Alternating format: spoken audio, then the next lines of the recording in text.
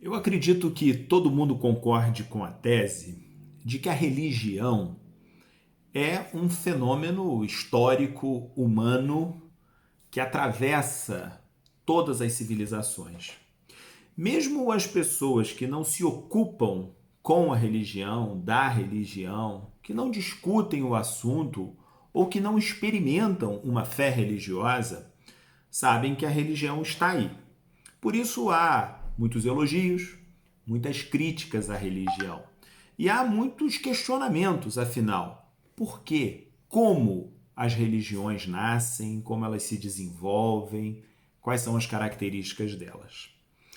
A minha sugestão de livro nessa quarentena, sugestão de hoje, é um livro de 1975, um livro do professor Rubem Alves, que já é falecido, infelizmente, professor, escritor, teólogo de primeira linha e que me influenciou a mim pessoalmente durante muitos anos. Li toda a sua obra e voltei a textos clássicos da sua produção, porque de fato nos ajudam a compreender não apenas a religião, mas a compreender a sociedade, compreender a existência humana. O livro do qual eu estou falando é esse que está aqui, O Enigma da Religião.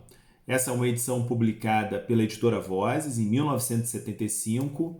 Houve outras edições ao longo do tempo. Nesse texto, o Rubem Alves faz algumas considerações que eu acho geniais e eu acho que absolutamente atuais, contemporâneas. Ele fala, por exemplo, das críticas que Karl Marx fez à religião quando analisou a sociedade capitalista, a sociedade de consumo, e observou que as desigualdades sociais que são experimentadas pelas pessoas, a luta de classe, quando isso fosse superado, a religião desapareceria, porque a religião funcionaria apenas como uma espécie de contemporização, uma espécie de amortecimento dessas situações de conflito. Rubem Alves fala, além de Marx, fala também sobre Freud, como que as experiências que a religião trata e as questões que estão no fundamento das vivências religiosas, das vivências de fé, são os dramas humanos. E dramas perenes, dramas que estão intrinsecamente ligados a ser humano.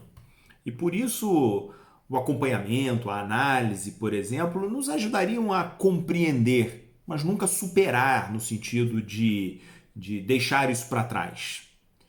Além de Marx, além de Freud, Rubem Alves, nesse texto, O Enigma da Religião, fala sobre Augusto Comte, precursor do movimento positivista, que entende a religião como o estado mais primitivo, digamos assim, da evolução humana.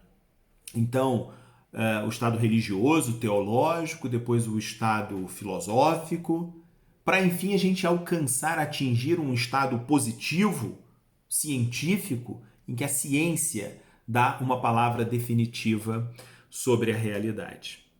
É muito curioso porque Rubem Alves, em O Enigma da Religião, ele faz esses três autores, mas não apenas esses, Marx, Freud, Comte, dialogar entre si, mostra suas características, suas razões, inclusive, é muito instrutivo nesse aspecto, mas ele vai fazendo outras propostas, ele vai fazendo algumas considerações, questionamentos que nos ajudam a crescer na reflexão. E é muito interessante porque nesse texto, Rubem Alves é um crítico da ciência, se não da ciência, mais precisamente do cientificismo, o discurso da ciência pela ciência. Hoje, 45 anos depois da publicação desse livro, ele permanece atual, ele permanece de pé e como algo que tem muito a nos falar sobre a religião, sobre a sociedade, sobre o ser humano. Mas é um tempo em que a crítica que a ciência sofre, por exemplo, é uma crítica de desmonte, uma crítica de descrédito, como se a ciência não dissesse nada, pelo contrário, como se a ciência atrapalhasse a caminhada da humanidade. E não é isso que ocorre, e não é essa a crítica que Rubem Alves faz ao cientificismo. A crítica do Rubem está na contraposição com a ideia de utopia. A ciência não pode, em hipótese nenhuma, esvaziar o ser humano do seu sentimento utópico, do seu apetite utópico, aquela força que faz com que a gente caminhe em direção ao que parece impossível. Uma força que é irmã da esperança, da perseverança, uma força que faz com que os indivíduos, as sociedades, persigam ideais.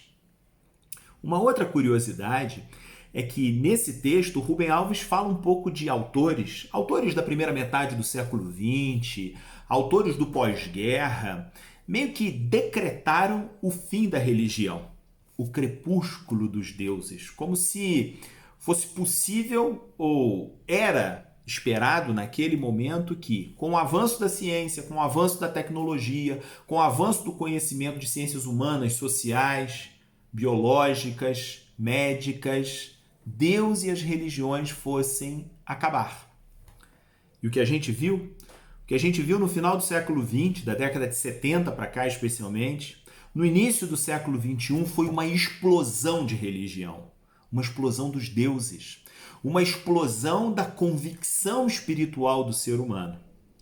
É curioso porque até mesmo naquelas atitudes que negam ou que discutem a existência de divindades, o lugar das religiões, antignosticistas, não teístas, em todas essas manifestações o tema religião, o tema espiritualidade está ali bem determinado.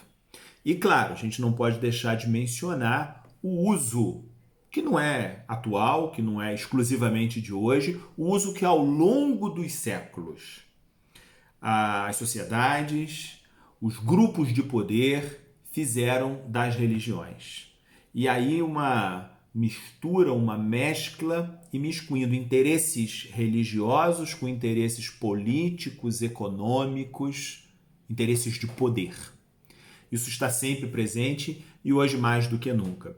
Está presente no Brasil a relação das igrejas, a relação das instituições com os partidos e com os grupos políticos. Essas questões todas estão aqui visitadas e discutidas em O Enigma da Religião.